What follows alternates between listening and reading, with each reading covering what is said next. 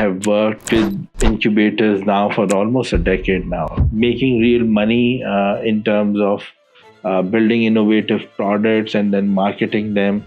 Everything is hard. Creativity, innovation, risk taking, entrepreneurial mindset, problem solving, all this has to be done at the very early stage. Now I think anything is possible. Everything happens twice, right? First in your imagination and then in reality. People say that one unicorn might not make much of an impact for Pakistan.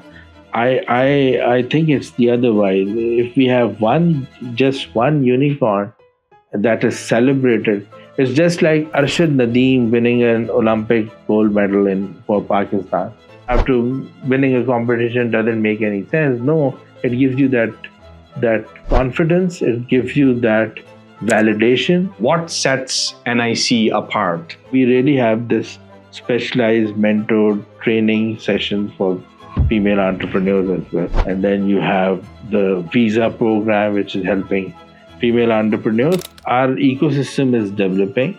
I'll be a happy man if I see many incubators, many hubs for entrepreneurs, because I still see that this is a big problem. People see that they don't see the larger impact of incubators, accelerators, not just the NICs, but all those people who are doing this good stuff of building co-working spaces, communities. It really helps people, encourage people to follow their dreams.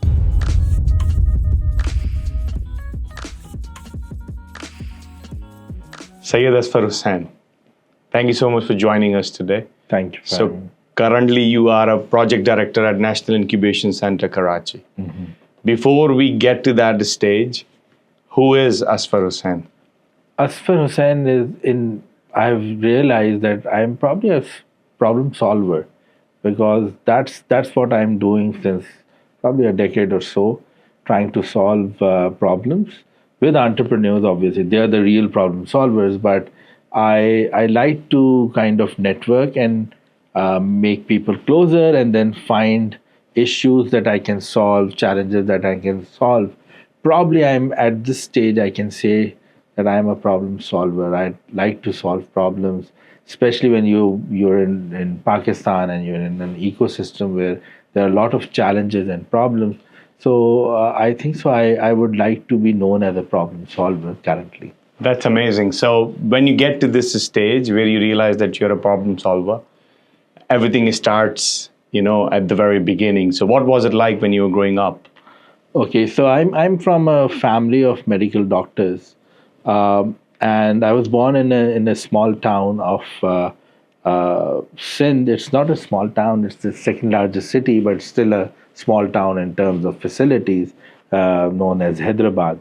And my entire family they're from the medical profession. They're all medical doctors. My father is a surgeon, currently retired, and so is my mother. She's a physician. Siblings are all doctors. So there was medicine around me. So our favorite discussion, even on the dining table, was like someone's case was discussed, their appendix and their hernia, and then what happened to that case, and what happened to the patient that they were following up. And by the time I was probably in my sixth grade or seventh grade, I realized that I need to be someone else. I need to start a profession that is not medicine. Although I know that it has a wonderful recognition, it has that feeling that you can help people, you can serve people. I still get this feeling when I say that I'm a problem solver. I would like to save people's time, energy. I want to be that person, that go-to person, that kind of facilitate people.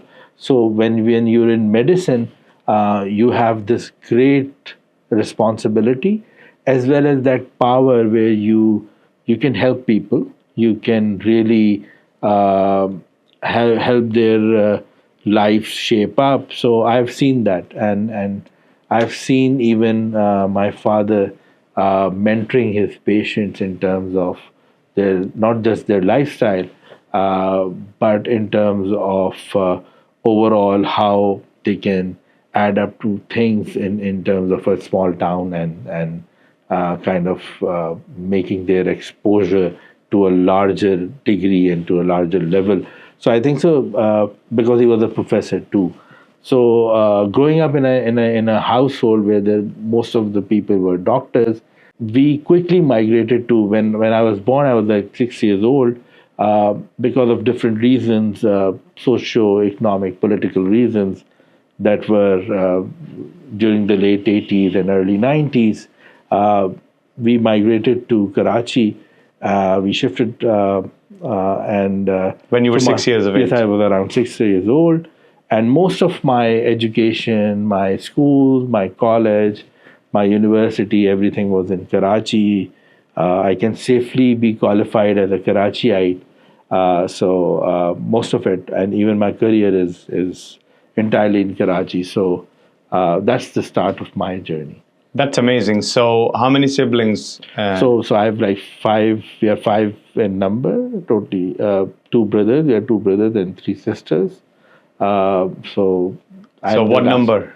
So I'm the youngest. Okay, okay. So that makes sense. So your family was your parents were practicing in Hyderabad, and when you were 6 years of age, you come to. Yes, we decided to move to Karachi, and most of my time was in Karachi. Great memories of Karachi. I mean, Karachi in the 90s, most people will might relate who were in that part or in that era. Karachi was way cleaner, better, uh, and it had all the ingredients of a. You can say that it can easily become a global city, even when you look at the 90s perspective, because early 90s, Dubai was just kind of opening up to more audiences around in terms of not just the expats from India, Indo-Pakistan, but even Europe. So we could have easily kind of positioned Karachi into a city which was more open. It had all the ingredients. It had port. So my childhood memories of Karachi was a very liberal and a very forthcoming kind of a city where it used to invite people from all over. So I had good memories of Karachi. Yeah, and I think you just reminded me of one of the stories that I hear from my uncle. So I think during conversations we talked about that my father worked as a waiter for 37 years. Okay, that's all he has done. One job his entire life. Now, so he worked here. It used to be Sheraton. Now it's Movenpick. Now, yeah. So my uncle now, on the other hand, he works for pharmaceutical companies. So currently he's with Martin Dow, but he's worked with many other pharmaceutical companies. So what they talk about is that in early 90s, when you want to get a room in Sheraton, you wouldn't be able to get even a conference room because it was all foreigners or people all booked, right? So people were coming here and doing business. And then they saw the time where the business development teams from Sheraton would be begging the local companies to just come and do what needs to be done. So obviously Karachi in the 90s or during my childhood was not as it was not the golden age. Probably 50s and 60s and 70s was probably better Karachi.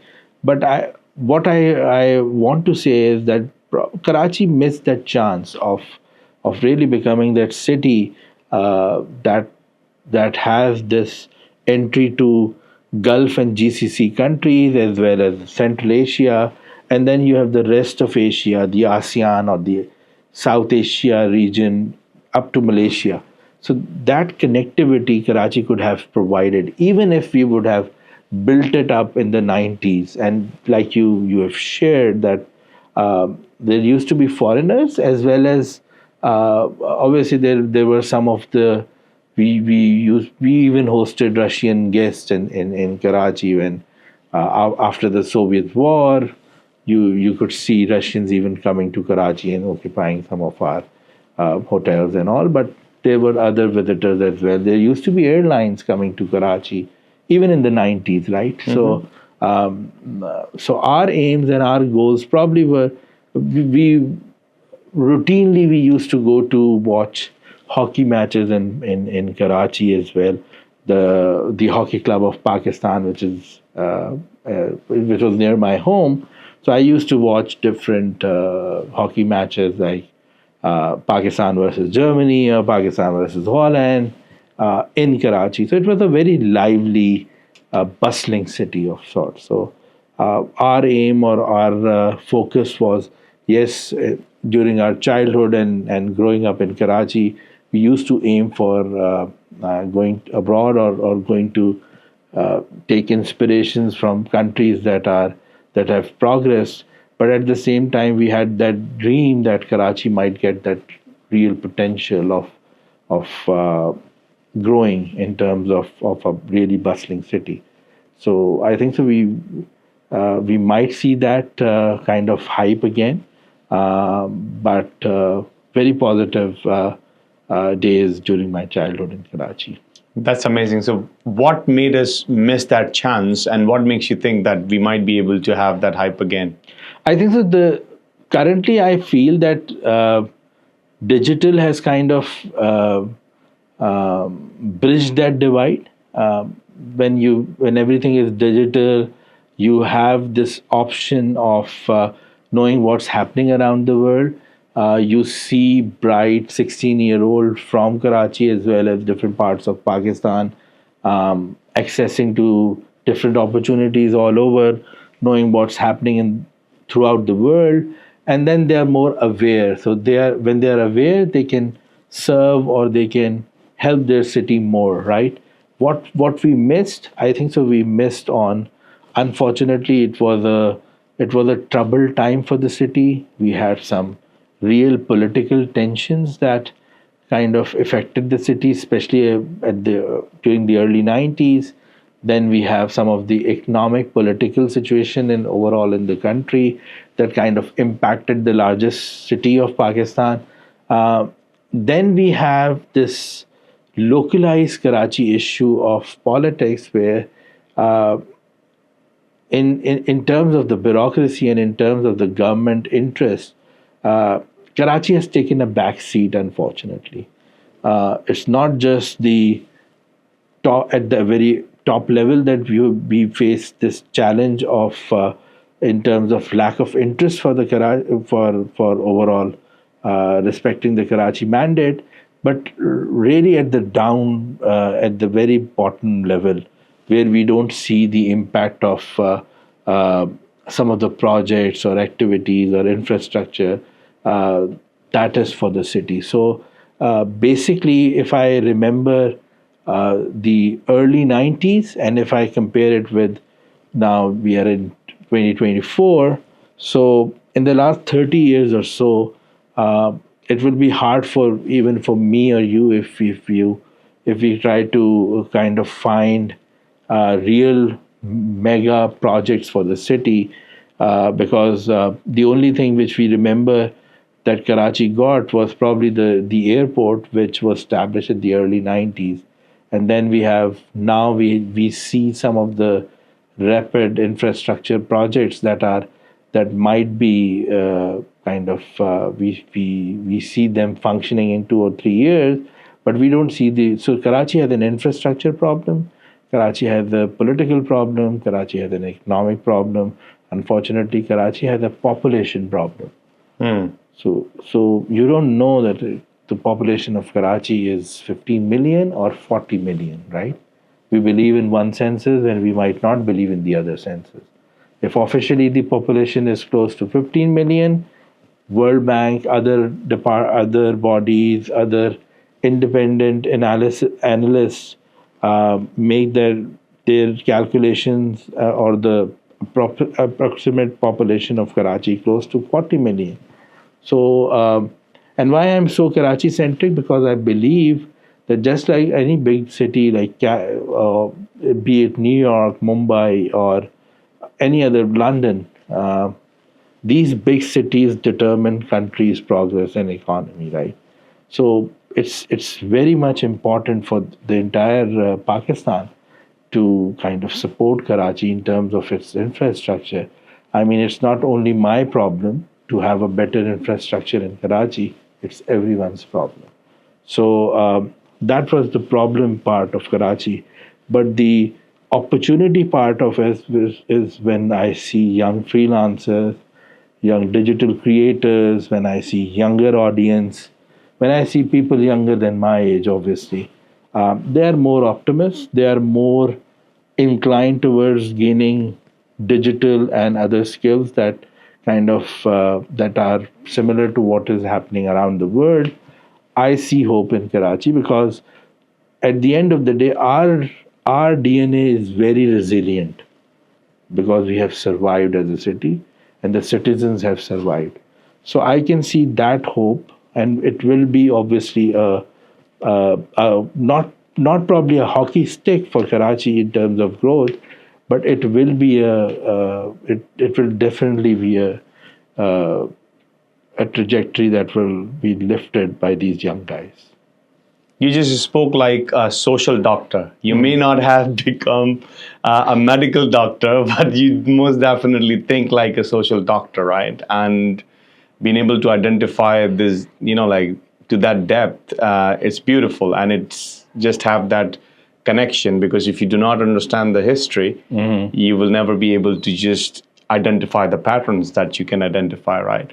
So what sort of inspired you to come towards startups particularly, right? That what was that journey like to get there? So initially, I labeled myself as a problem solver.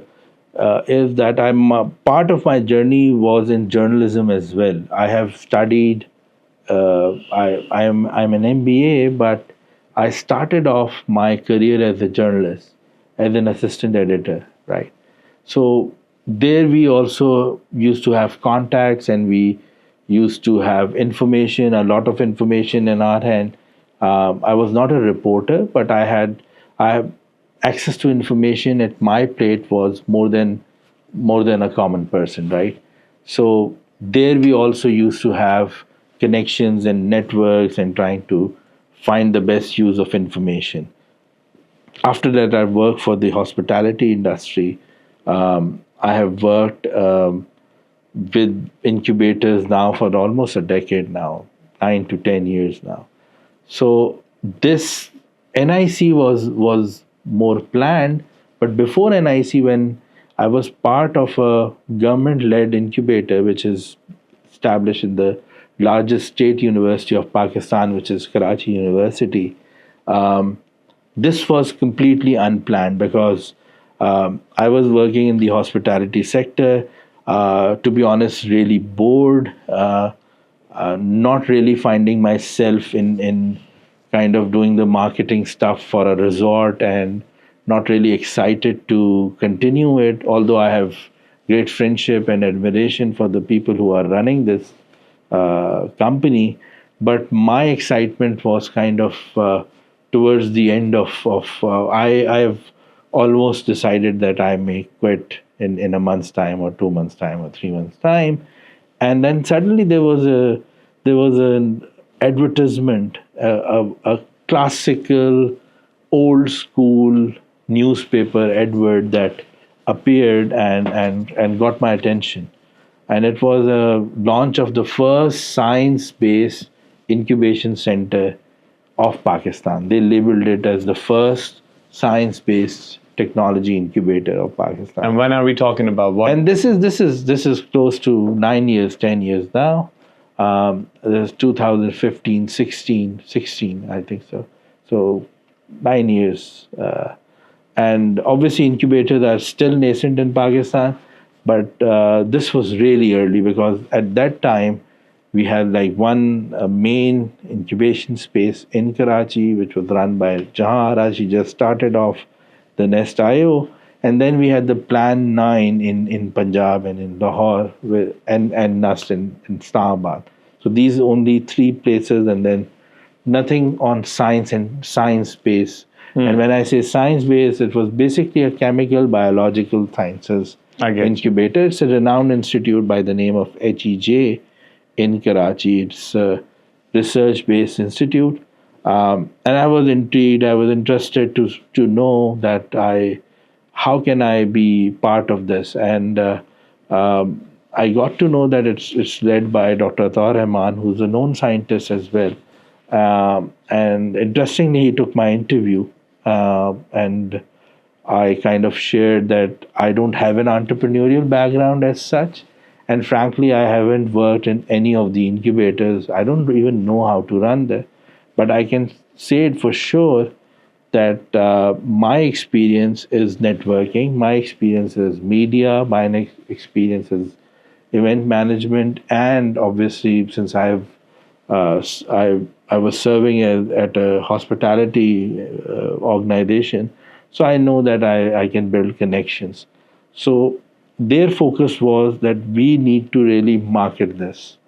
Rest of the innovation stuff will be done by our scientists or the people around our ecosystem. You just need to build this up, get the facility running, Momentum going, yeah. and then start it off. So I took this as an exciting thing because I was not only part of the program side of it, but I was in the project management in terms of kind of the structure of the entire building was erected in front of my eyes. I was in part of the planning team that kind of started off.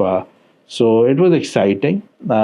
Unfortunately, and I'm very candid about it, I'm saying it publicly, we were unable to help scientists or researchers build startups or have that entrepreneurial spirit in them.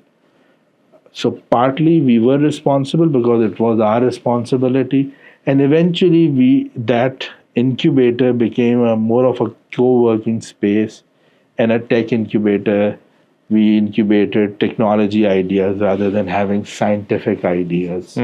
More of a spin-off of professors and researchers going in there, materializing their research and commercializing their research. So unfortunately, we could not kind of progress on that one. What we did, and I think so, it's very important in terms of the national and global significance. One of the leading pharmaceutical company actually worked on a pharma molecule there, which eventually they build up a drug around it, which is very, very groundbreaking in terms of Pakistan, because you don't have innovation in Pakistan. Most of the pharma companies are marketing companies. They have the formulas there, and it's just a brand name that is sold around. So this was a good cutting edge research project that was around the incubation space. So I had a good time there. But when NIC Karachi was launched 6 years back, this was not a. This was the appointment there was the program manager, not the project director. Project director was Shah Jahan Chaudhary. He was my boss and now a friend. He knew me because of the ecosystem. It was a very limited ecosystem. This was not a chance appointment. It was a discussion that I had with Shah Jahan, and he was very certain that you need to have a tech incubator. The incubator should have the best startups. The startups should scale. The startups should have we should have best founders that have the grit or the passion. So for once, then I was at a very easy position in terms of it was a cozy job in terms of getting the confidence and having the right sort of management backing.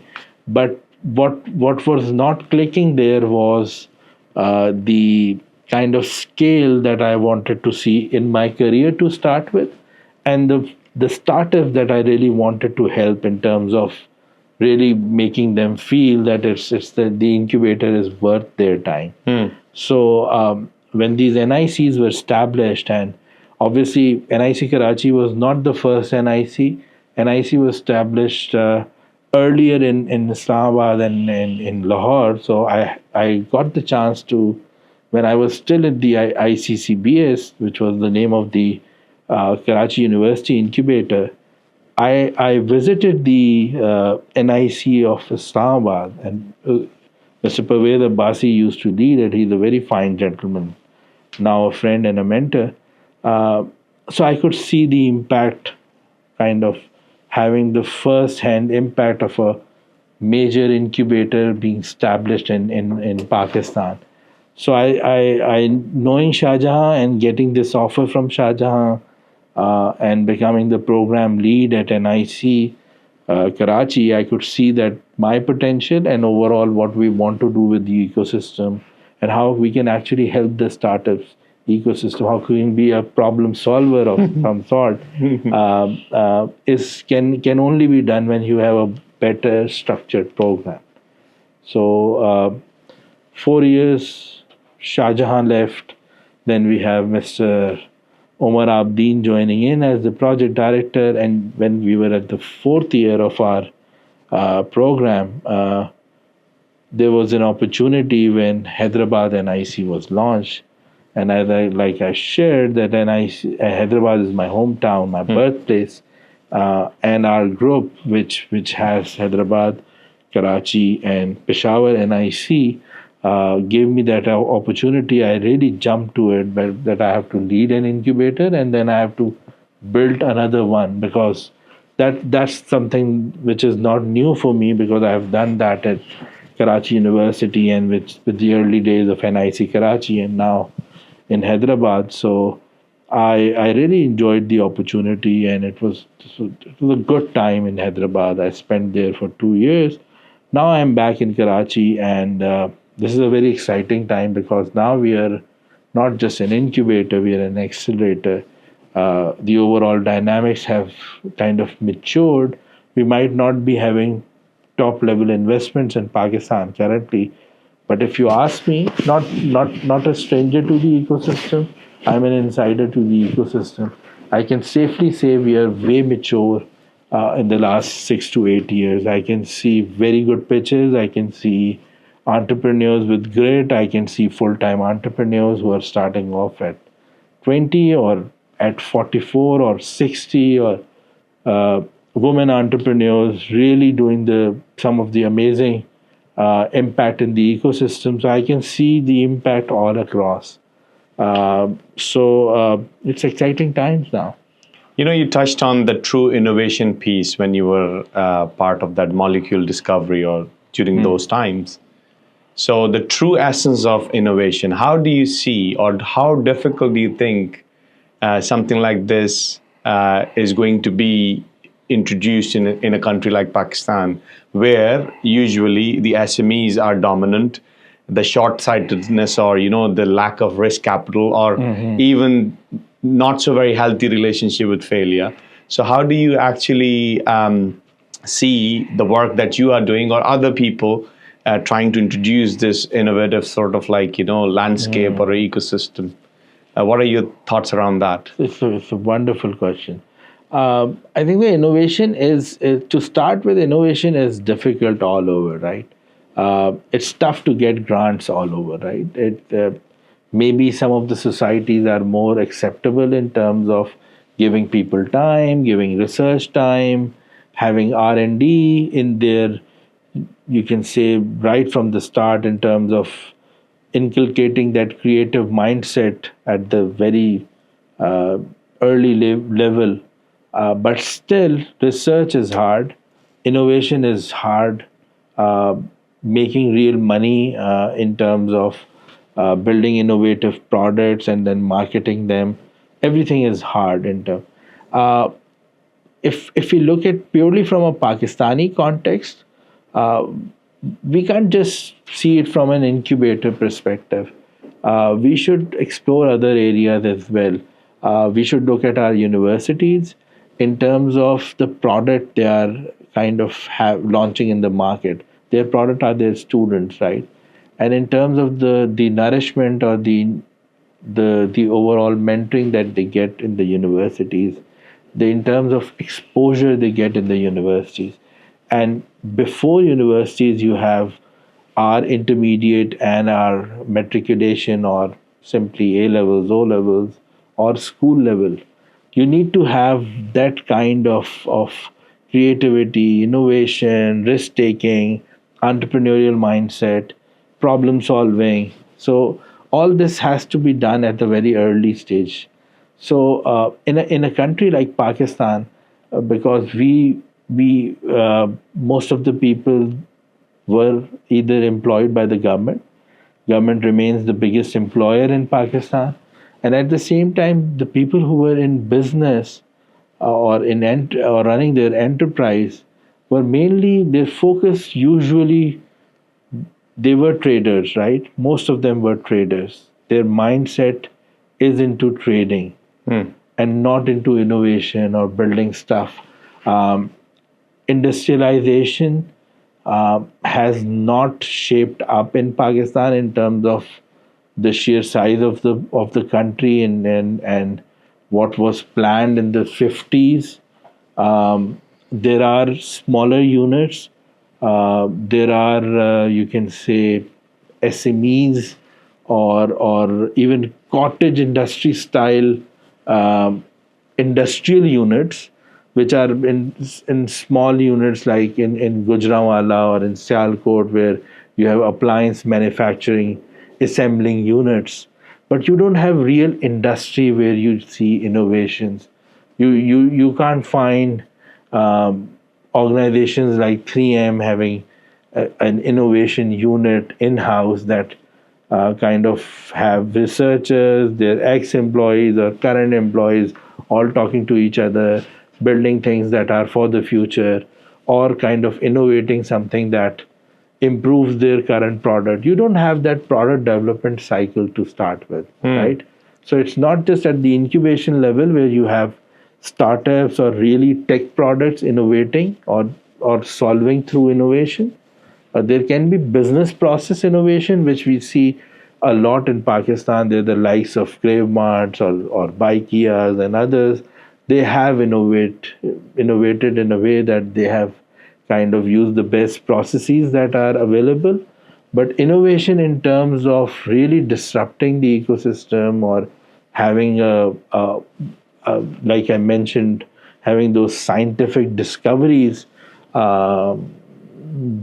that's probably a challenge that needs to be addressed at a very, very early primary level, way before then we could even intervene. I don't think so. We neither have the muscle or the bandwidth, or in terms of the right connect to kind of solve this challenge. But yes, this has been a challenge, and there has to be a lot of intervention at the early stage level, in my opinion, and to kind of end this argument, I think so a lot has to be done from the government level as well, in terms of incentivizing innovation. You just touched on something very profound and close to my heart as well. So the way I look at, or I'm just going to sort of give you my take that how my brain is processing what you just shared.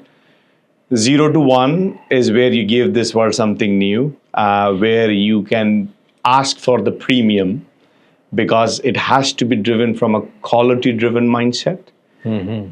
Right? Independent thinking, or that design thinking, or being able to just look at something and say, hey, okay, what can I do here to introduce a new way of, or a new perspective? So I do agree with your observation. I would have experienced the same. We are brilliant at 1 to any n number, right? We will do that, but 0 to 1 is something that has to be taught. And while I agree that we need to do this from a grassroots level, that one of the biggest difference, one of the guests I had during the podcast, they said, having lived in Canada, where they spent many years living, and he's now a founder and a successful founder. He said the difference that I find between the people here, or kids, or the youth here and abroad, is that we start with it's not even possible. which we learn at a very early We stages. start with no. With no, right? Yes, I agree. And human mind basically is not designed for negativity or a negative input per se. I tell you, hey, don't think about dolphin. You You know, start thinking, but you are thinking about dolphin. Although I'm telling you, don't think about it, but you're still thinking about it, right? about the Indus dolphin. In this stuff. So the argument here is that how can you create that kind of environment? So there are nations, there are frameworks that I have been fortunate enough to see it in real flesh and blood, right? To learn that thinking, because I do come from here as well. So my go-to most of the time would have been that that's not even possible. But now I think anything is possible. Everything happens twice, right? First in your imagination and then in reality. And of course, there are a lot of the steps that one must do, right? So 0 to 1 is something I believe we can teach. And that's one of the things, before the conversation when I was mentioning 3 hours that I have dedicated, that's the course I'm driving, right? 0 to 1. So we talk about what are the ingredients, what is it that you need to do before you go off being a founder, because it's not easy, right? So what is it that you do to actually think like the people who have given this world something new, right? So that's just fascinating. And most definitely, if on a policy level, if on a government support level, you don't have those enablement, that enablement that is required, then you are putting the band-aid on a gunshot wound, So I think that some of the good stuff that is happening around should also be mentioned. There were always special economic zones which were built to facilitate industry, which were built to facilitate a culture where you have more manufacturing and self-resilience in terms of reliant as well in terms of for the country. And now you have special technology zones authority which aims to have a similar sort of culture where companies come in, have manufacturing, have innovation, have those units inside, and the government is kind of facilitating them, giving them tax breaks, giving them that facilitation. So one of the most innovative startups, if you say in terms of a Pakistani context, was Bionics for us. The guys who used to make prosthetics arms, they were all brain controlled, robotic arms. If they could, they not just made some of the prototypes or just an MVP to show it in an expo, right? They have delivered it to almost 800 beneficiaries across Pakistan. So people say that it's not the best USP to have when you just say that we are cheap. I agree. You need to have an innovation. Need to have a selling proposition that you're better than someone. In my opinion, they're not just cheap. They're better because in terms of the R&D that is provided to them, they have actually either reverse engineered or have engineered something that is yet to be done across the world in terms of having above elbow limbs implants in Pakistan. This is something big all over the world. Imagine someone not having any part of their arm and getting this robotic arm and above elbow treatment from Pakistan. So these sort of innovators, cutting edge innovations that they are doing, building a molecule, either having robotics, these incubators or these STCAs, if incentivized and directed well, and like you said, 0 to 1 in terms of having an organized, structured way of aligning all of them, I think so we can do better. I won't be giving you just one or two examples. Probably within a structured approach, there might be like 10 and hundreds of those innovators around. 100%, 100%.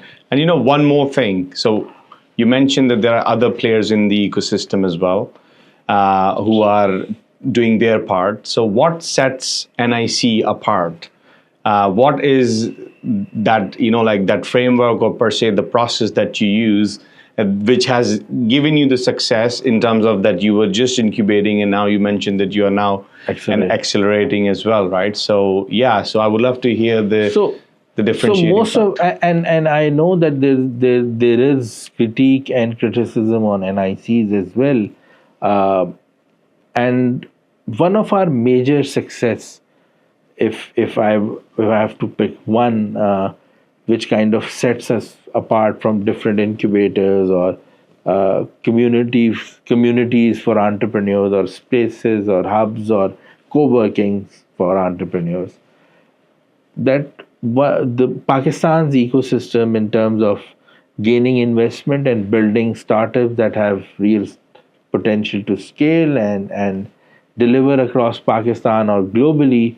uh, Say if roughly there are like 100 companies or 150 companies who have substantially raised in Pakistan in the entire, if we document like 7 8 years, most of those founders, most of them, not all, most of them, most of these founders come from a background of privilege. I'm unfortunate to use the word privilege here, but at least they are blessed with a better exposure and opportunity, if I may safely say, because they have exposed uh, work culture outside Pakistan. They have been to best of the universities across the world and in Pakistan. They have experience in top of the top brands and startups and corporations across. They have worked in leading consulting companies. So if you look at their profiles, and many of them belong to traditional, famous, and wealthy business families like Maimons, Genuities, Deliwala. So you will have like probably like 10% of them who are just entrepreneurs and first generation entrepreneurs with no pedigree or influence around, and like gaining big traction. And I respect all of them, but I'm just wanted to kind of make NIC relevant in all of this ecosystem. And then there are NICs where most of these NICs are at public sector universities. So this is a big catch, which most of your audience or viewers should know, that most of these NICs are at public sector universities. The program is absolutely free. The program, taking that program, you don't need to give your equity. The founder profiles are diverse, but at the same time, a big chunk of founders are graduated from public sector universities, or founders that are first time founders, founders that really need that free space, that mentoring, that guidance, that linkage with different experts, more than someone who has graduated from Ivy League or the top business school, who already have a network. So these NICs serve as a place for entrepreneurs that don't have the network to really make it big, right? We have diverse background of entrepreneurs, where some of them are from you can say experience background, where they have this experience of kind of launching products, or having this exposure of international markets. But mainly the big chunk that comes to these NICs, are those entrepreneurs that don't have this opportunity. I think that this is a big impact that these NICs are making in 8 major cities of Pakistan. So if we incubate like 50 startups in a year, you can imagine 40 companies of entrepreneurs that will be very very difficult for them in terms of building companies on their own, or starting something from their place, or having an office, or having a rented office. or having a that kind of network which makes their business more relevant in terms of the dynamics of selling and all. So these NICs really provide those entrepreneurs that opportunity, as well as giving that pedestal or that stage which some of the fortunate founders already get with their background. So the opportunities otherwise they wouldn't have had, but because the way Yes, yes. strategically NICs are positioned in these public universities, sort of give that or captures that space. Absolutely. That's interesting, actually. Because they will not get the opportunities otherwise, right? Yes. They can have a bit of they can try their luck in terms of building their business from their either their home or a commercial building in any part of the city, which the respective NIC is. But at the same time, when it comes to networking and giving them that leverage, this sort of public private partnership or that intervention really helps them kind of achieve this at least at a quicker time in terms of helping them scale and in terms of making that network. Yes. And, one question and then connected to that. So, how in the ecosystem, how do you see the gender disparity or the interest even to begin with, right? So, globally, as we know, right, that there was a drive, women in tech, first of all, and then obviously the VC funding per se we talk about, right? Less than 2% of it goes towards the women-only founders. But then you talk about a country like Pakistan, right? So first you need to understand the dynamics of the country and then see that if there is even an interest to begin with, working as the first stage and then being a founder, that's just the second level. So what kind of sort of percentages or what kind of experiences or, the interest do you see from, per se, female founders? So it has improved from, I can safely say about NICs, it used to be 12-13% to start with, probably like 6 years back. Now it's almost one third in terms of the founder numbers. Obviously, it's not 50-50 or equal, but some of the basic incentives, like giving them a space which is free, which is safe, which takes care of their logistics, which has a daycare. These basic facilities really help some of the female led businesses in kind of having that real, you can say, back in terms of impact, kind of having those safe places and incubators, giving them that community and that drive to have a space that takes care of their basic needs as well. So we have seen a good number of female entrepreneurs coming into these NICs. But in terms of scaling, in terms of investment, obviously we are not at a high level. We are very few founders that have able to raise. There is just one VC fund which is more committed and it's luckily led by women entrepreneurs who have seen this disparity and this discrimination in terms of not really helping the women entrepreneurs. But in terms of these NICs, what I can safely say that we have improved in terms of finding new female talent, as well as helping some of the female entrepreneurs scale, and then giving that even mentor network, which includes really powerful female leaders that are with these entrepreneurs and giving them that mentoring. Interestingly, NIC Karachi has its own woman cohort as well. It's a woman-led cohort where founders that are either working for women or are female-led businesses They are specialized. In terms of their training, is specialized. They are mentored. They are trained, uh, and it has also has life skills involved in it. So we really have this specialized mentor training sessions for female entrepreneurs as well. I think so. The investment part is we are lacking there.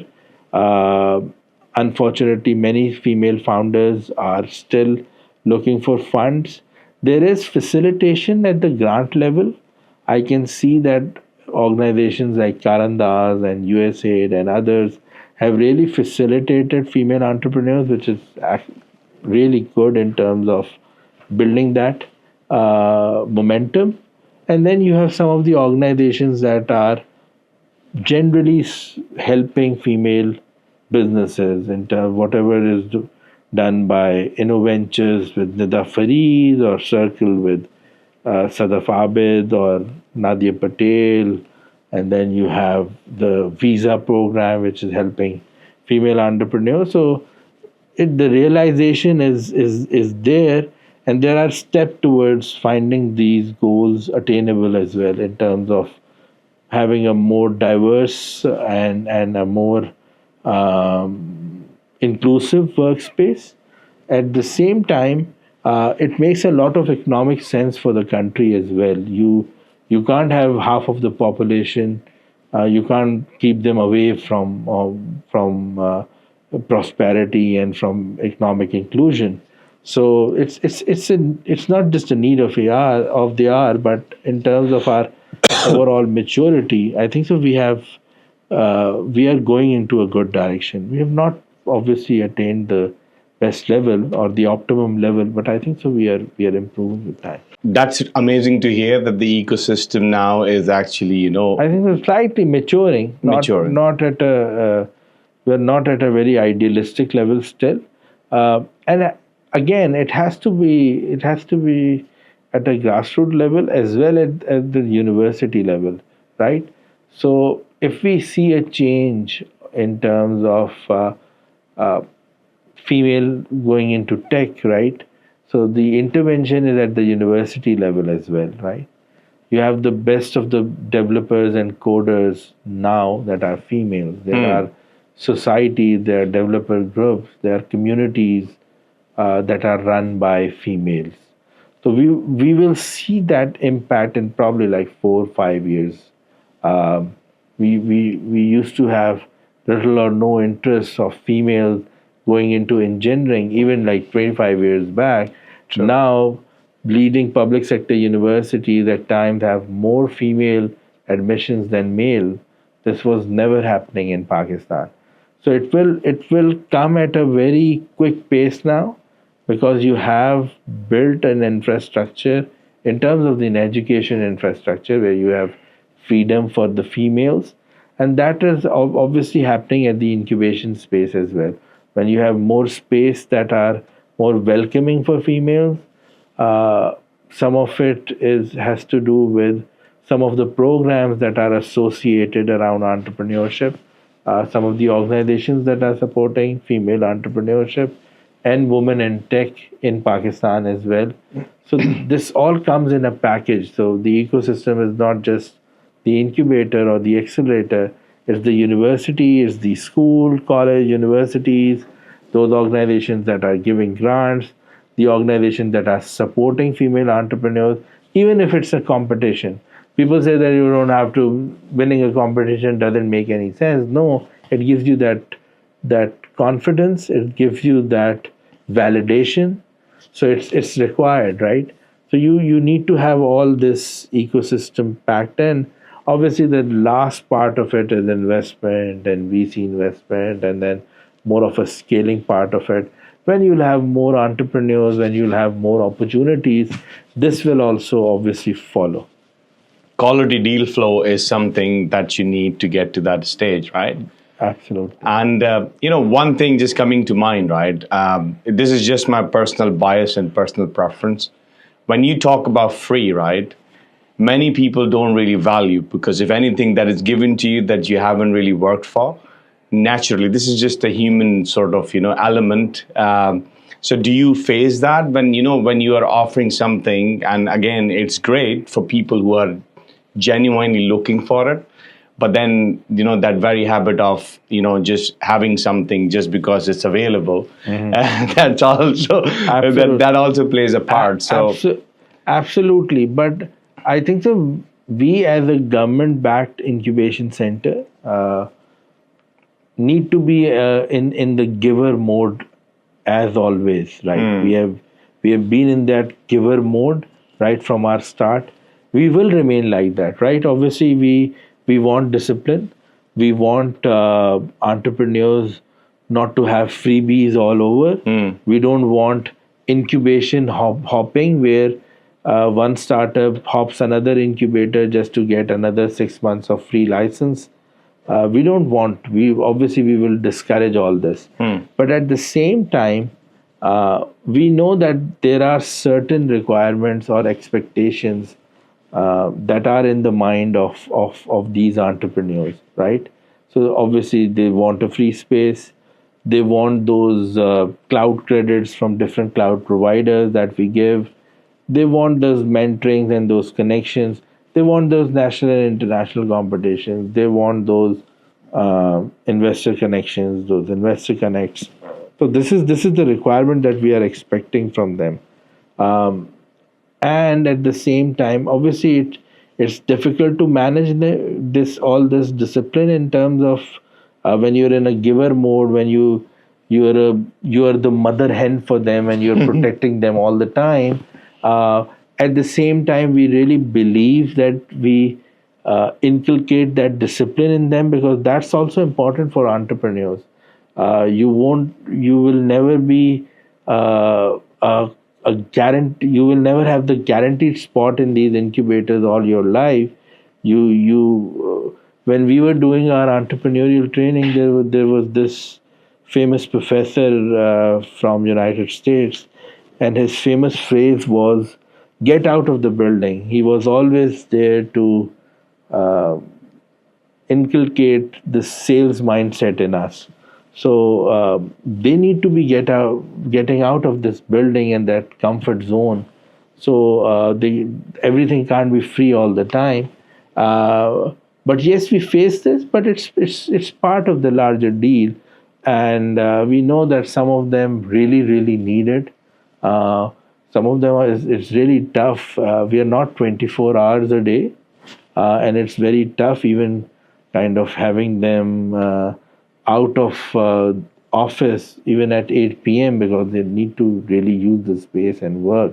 So it depends on different entrepreneurial stages of their journey as well. So it's fine. It's fine. I mean, it's part of our stride as well, and we are okay with it. no, that's good actually. As long as you know the cost, because everything comes at a cost. So law of average always going to be at play. So if you want to get one or two or three or four good startups to be coming out, you need a certain number, which will ultimately give you what you need, right? Absolutely. And I think you just touched on something which I would like to just sort of share with you my thoughts. So ecosystem is like a recipe, right?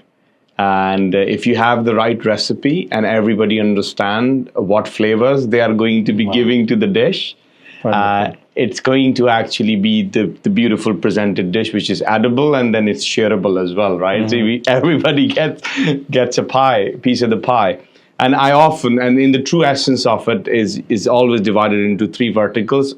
For my simplicity, this is how I break it. So you have your leaders, then you have your enablers, and then you have your supporters, right? And when you have these three verticals, you kind of have a starting point of a well-versed or a right sort of a ecosystem for enabling innovation, basically, or promoting innovation. And you see, the founders should always be the leaders. Absolutely. Right? And there is a job and a half to be done to get people and vast, big numbers to be at that stage. So this is how I see the health of an ecosystem. starting off, right? That where are we with that check? Then you have your enablers. They should never think that they are the leaders, Absolutely. right? And Absolutely. in that enablement, VCs, governments, incubators, Yes. or you have per se any institutions, even education institutions, they come into that vertical. And then you have your supporters, the people who are working for these enabling, departments or the organizations, right? So these guys, if they truly understand this landscape or the ecosystem of a startup, they will make things easier. So sometimes they don't even have to do anything extraordinary or like go out of the way. Just remove the barriers so things can move at a pace. And this recipe sort of gives you that 0 to 1. That's so wonderfully put. I think so. We need more founder journeys. We need more Success leaders. stories. Yes, we Yes. really need those successful entrepreneurs, those founders. I mean, those celebrations in the ecosystem that really lift the overall ecosystem. People say that one unicorn might not make much of an impact for Pakistan. I think it's the other way. If we have just one unicorn that is celebrated, it's just like Arshad Nadeem winning an Olympic gold medal in for Pakistan. He was not just celebrated. People started thinking of other sports than cricket in Pakistan, right? So if we start celebrating those founders, maybe not a unicorn founder, even a fairly successful founder, or someone who has made a good impact, I think so that will also shape up most of which you have just described in terms of founders who are at the obviously at the top of the pyramid, the face of it, the guys who will really strive and drive the overall. They are the champions of change. They are the people who will kind of make the major impact to the economy as well. So we really need those success stories, those faces, those founders that have kind of really shaped the ecosystem, and we can even start from some of the businesses that have. I don't think so. The young generation is even aware about the contributions that entrepreneurs like Hakim Saeed did in Pakistan, the impact of Hamdard, Hamdard, yeah. and how big is it? And many of the people don't even realize that one of his brother remained in India at the time of partition, and Hamdard is still big in India as well. So it's a story on both sides of the border and very closely, obviously related. It's a family business, but family was divided because of of partition, and both were success stories in their own right. You can have a success story of Iqbal Karshi and the Karshi family. You can have a success story of people like Sayyid Babar Ali, who even built the first real tech company in terms of systems limited, and the founder was Babar Ali. The guys, the big families like the Tabbas or other business families, and how their the family businesses shaped up because of having an entrepreneur that has really built not just a big conglomerate or a big business empire, but has really impacted the country and the economy. So we need to celebrate these entrepreneurs, and for younger generation, we really need to celebrate most of the successes that are around. I had no clue if it was only after when we started NIC that someone like Raghib Hussain, who built a unicorn and was an NED graduate. And then when I researched and I got to know, and when sitting inside NED University, it was not just Raghib, it was other founders that have built unicorns, not in Pakistan, but obviously they graduated from NED, left Pakistan and built and used the other ecosystems. So maybe with what you mentioned, you have the right recipe for the ecosystem. You celebrate those founders just like you celebrate a wonderful biryani recipe and you share it all across. You share those stories, and you'll find that the ecosystem has more maturity, has more spice in it, has more kind of demand for it, and you'll see the results. And this is precisely what we are doing now. We are engaging with mainstream media as well. We really want those founders to be pushed across. My background into media and journalism, I really feel, and I still feel, and it's kind of a guilt that is inside my heart as well, that we don't have uh, technology is not mainstream in Pakistan, and and obviously people count startups as a subsector of tech then. So even technology is not featured as a big story in Pakistan. So startups are then a subset of it eventually. So we need more stories, we need more platforms, we need more challenge, we need more conversations like these. We need more awareness across building those stories, building those leaders, finding those real heroes. I think so that will make a better and more substantial change. You just reminded me of that quote that I always talk about with the team. Human mind, once eliminated, can never go back to darkness. Right? And these success stories or the things that we are talking about, this is even possible, is, like one's human mind is like, oh, it is possible. And I'm like, for example, airlift people talk about, right? Nobody could have ever fathomed for a company before that to have raised that amount of money and then go through it in that span of time, right? So that opens the horizons and the thought process. But I think one thing that keeps coming to me, right, because everything that I have done in my life, right, it has taken me long time, so it's natural for me, right?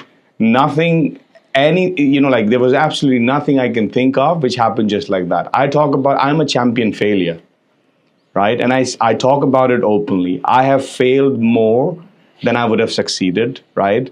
And none of us has it sussed out, right? None of us has it figured out. Okay, and it's okay, right? That's okay. But you see, it comes from first principles.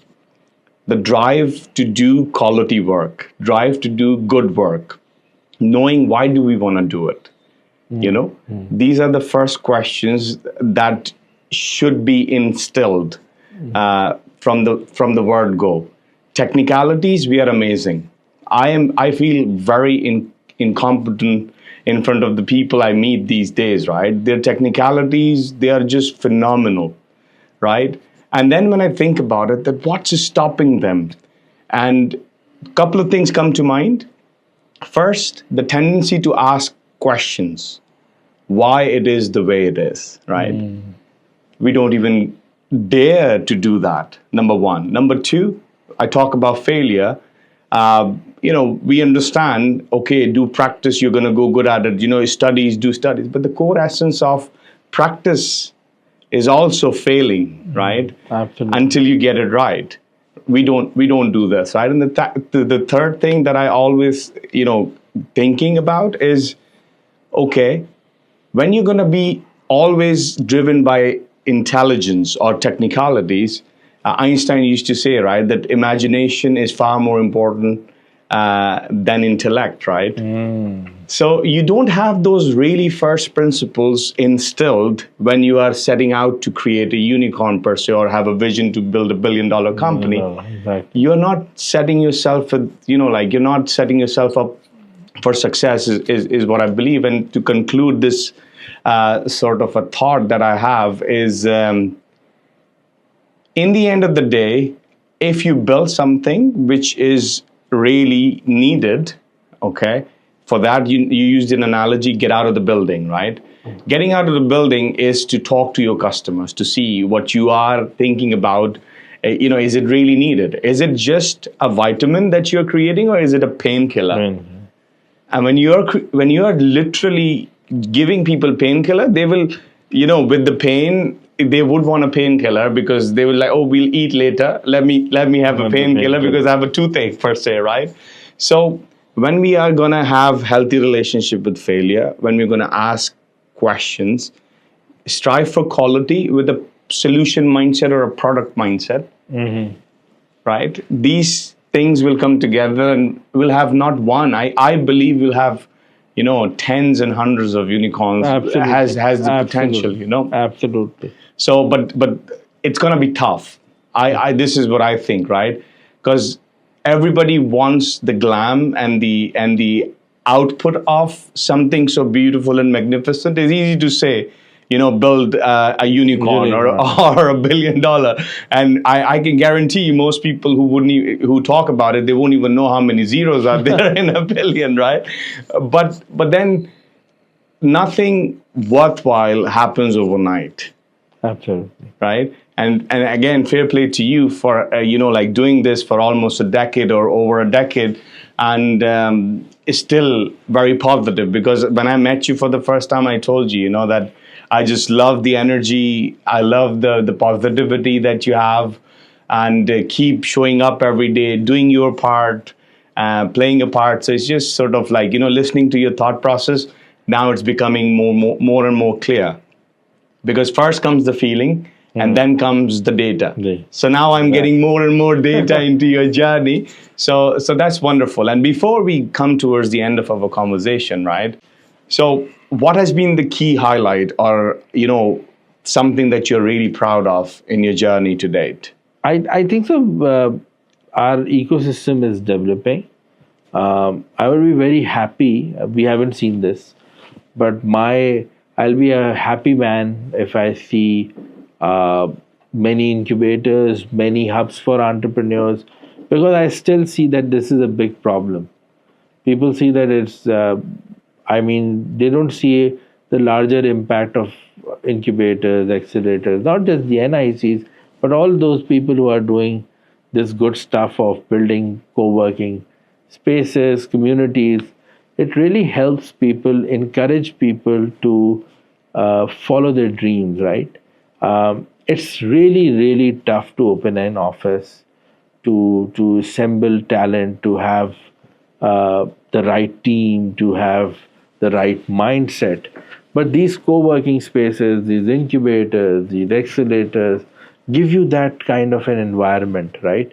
So if you say the highlight, I'm very happy that 4 of these incubation centers, either I was part of the founding team, or I was leading those initiatives, or I'm helping some of the universities build their own incubation centers, those through the BICs, they call it the business incubation centers at different universities.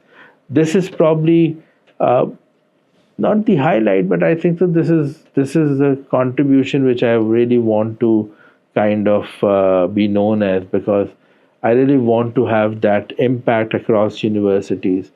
Helping those universities is probably not part of my JD. It's a very honorary level task which I really love and enjoy, in terms of when they invite me, they honor me to be part of their advisory councils. I really like it. Believe me or not, I'm part of almost 8 to 10 universities, serving their advisory boards in terms of their BICs. And I really enjoyed this interaction, because it's not just the NICs, we are helping the universities with the same mindset, with the same approach, what we have for our NIC and our growth.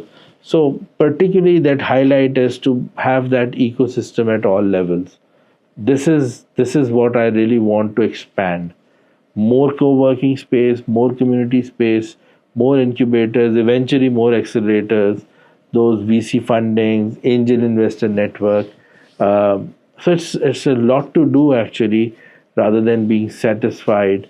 There have been ups and downs in my career. There have been great moments when I was not doing this incubation and entrepreneurship support network activities. There were highlights in my journalistic career as well. Meeting the president, interviewing the president, probably that was a highlight. That was a career highlight for me, in terms of being in my 20s and interviewing the president of Pakistan. That was a highlight. But in terms of gaining that impact, in terms of giving that real impact and that grassroots impact, I think so a lot has to be done. I'm not that person who's very happy that we have done a lot and I start drum beating my achievements. There's not much that I've achieved, but I really want to do. I really want to have that culture and that support system. And I think so that I've done this for a decade now. I really want to see that impact across, right? Beautiful.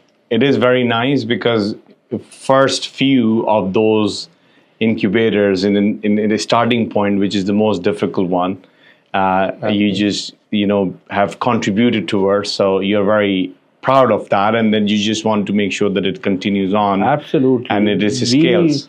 I think so.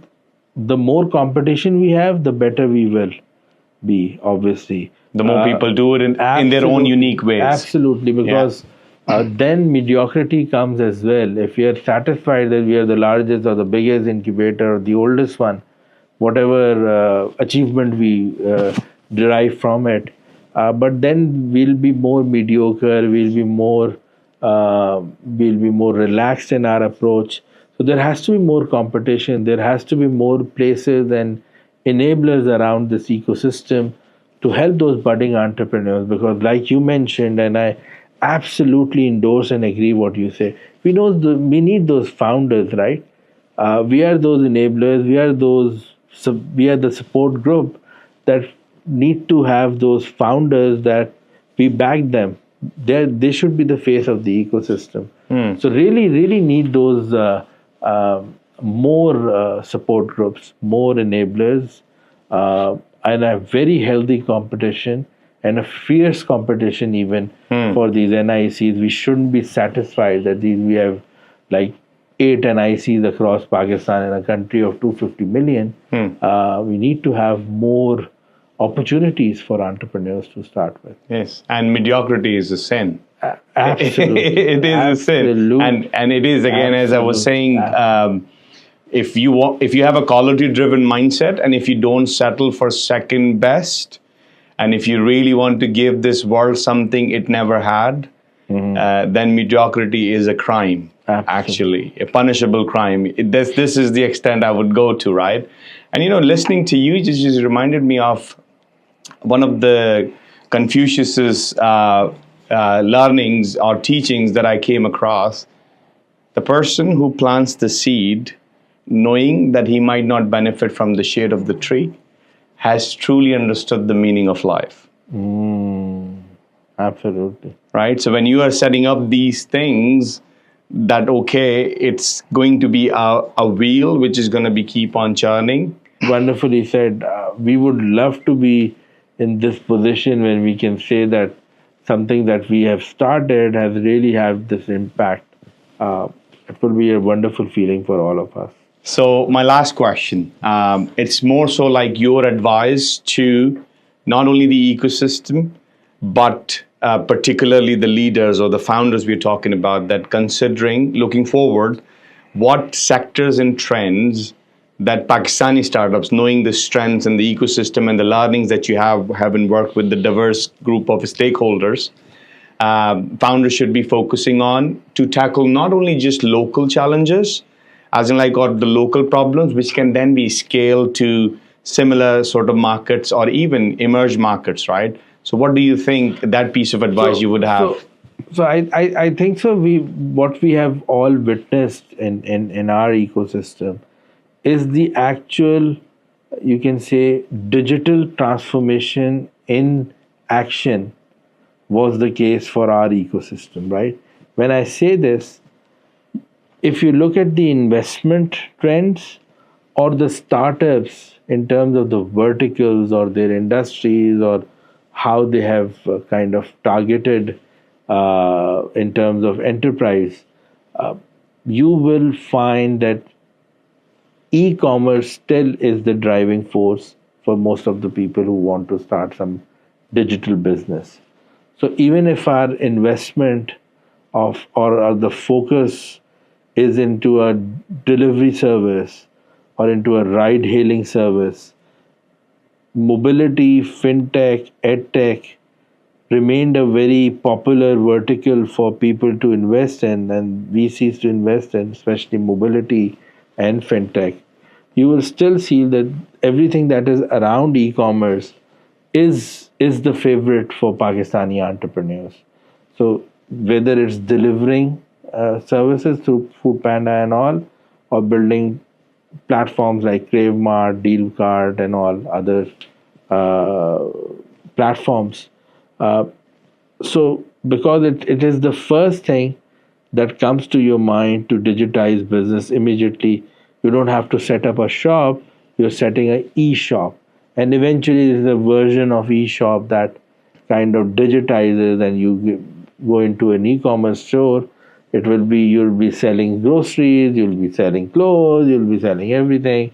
You'll have success stories like Daraz and all.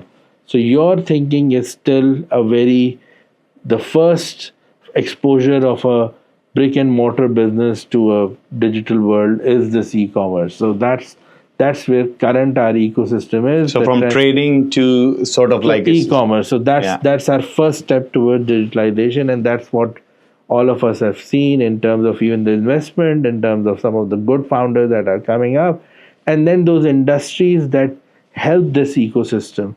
And if you closely realize and analyze that, be it the likes of Bikeas or some of the fintechs that have really seen this success in Pakistan, most of them are around the e-commerce vertical. And obviously, some of the mobility companies and other companies have gained traction, but you will hardly see startups from an AI perspective gaining funding, right? You will hardly see startups from a robotics perspective gaining funding. You will hardly see SaaS platforms emanating from Pakistan and gaining funding, right? So these trends are not new, right? In a world of generative AI, I'm talking about SaaS and AI and robotics, which is probably a generation back. But this is what Pakistani founders I see as the next step, because e-commerce, in terms of market saturation, we can see that you can't have like those Me Too startups coming up again, copying the other famous brands and just copying it up, aping their services and trying to be successful. That will be difficult. You will not have other mobility and logistics and similar sort of models really getting success again. So obviously they need to innovate, not just for the international market to start with. We all use the word local. You need to have that global and local perspective together. So I see a lot of drive towards it, because obviously uh, we see some of the early stage startups that are essentially chat GPT wrappers, but it's fine to have those wrappers and to have those uh, small applications built around a bigger platform. So they need to experiment into building some of the SaaS success stories from Pakistan. We haven't done that. We have few notable names, some of the companies that are doing some good stuff like uh, Salesflow and Repair Desk, Remote Desk, and other companies that are in this space and doing some good stuff. But at the same time, we need more. Even startups like Social Champs and other, they have done this, experimented into a space which is unknown for Pakistan. So we need to have those more of the founders that have this global approach and a more of a inclusive kind of a larger futuristic approach as well. This is so good. Again, thought process on our, like the thought process is very similar. The way I would look at it is, as I said at the beginning of the conversation, that I find myself to be very much right-brained, and then I just bring myself to just logic. Then, so you see, historically, what has happened. This is my perspective, and I would just build up on what you said. So you have science here and you have arts, right? Now, what has happened now, which wasn't the case about 250, 300 years ago, that we understood that there is science and then there is art of living, which included applied science and social science. Okay. And then there is your science. Now, what happens with entrepreneurship or the success stories that we have seen in Pakistan, if you have this full circle coming from science, then you understanding the social implications, social science, and then applying that science, you are giving a solution, which you said at the beginning that you're a problem solver. So you are solving problems, you're giving that painkiller, right? So if you understand your market really well, you want to set yourself up for success where you can make a sustainable business, because bankrupt companies cannot live their vision. Bankrupt countries or people who do not have basics met, you cannot do innovation at that, but you can do that innovation that you talked about. And if you look at this as a cycle and you do not segregate that, oh, AI, I just want to focus on AI, and then you overlook the market. Because if you're not going to have the faith that as a founder that you're looking at converted into facts, you're not going to get funding, you're going to lose the team, you're going to run out of money, right? Absolutely. So I think it's very profound the wisdom that you just shared, right? That use that as a stepping stone, get to that entrepreneurship mindset. Absolutely, and I agree with you. I think that is precisely the reason why some of the very good ed techs and health techs have not really worked in Pakistan, because it was not the right time. Yeah. So I agree with you, absolutely. Thank you so much for actually such an amazing and intelligent conversation. Really appreciate that, and looking forward to seeing your continuous efforts and the impact that you're going to create in the ecosystem. So thank you, Azfar. Thank you for joining us. Thank you, sir.